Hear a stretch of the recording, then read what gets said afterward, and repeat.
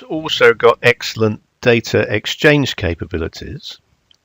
On the File menu, we can choose to export. There are many export options.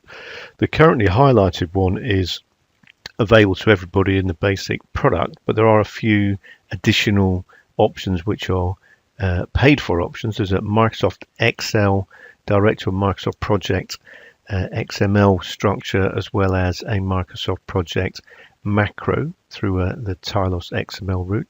Also in the Tilos XML route is the Asta Powerjet macro, so to exchange that information with that. We can also exchange information again with the paid option through to Primavera P6 in its XML format, and there are two specialist Excel reporting modules that are paid options. So the one that everybody has access to is called plain text data, and it means it puts data on the Windows clipboard. So we choose that option, say next. We choose the route, either we write a file as a CSV or we put it on the clipboard in columns.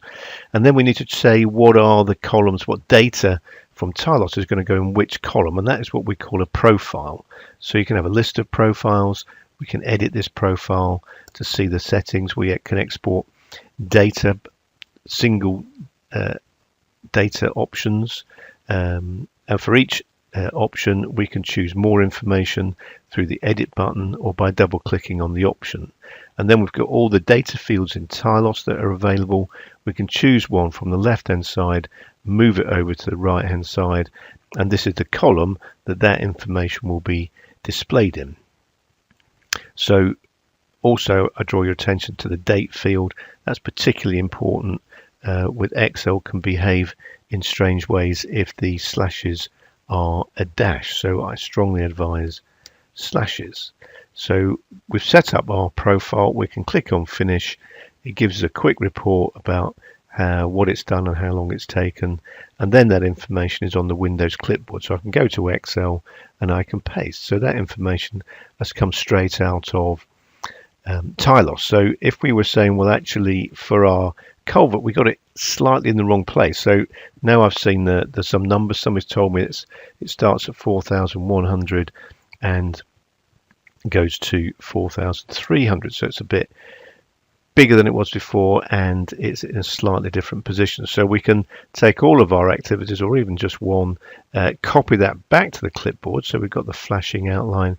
We go back to Tilos. I'll draw your attention to the culvert being in this position.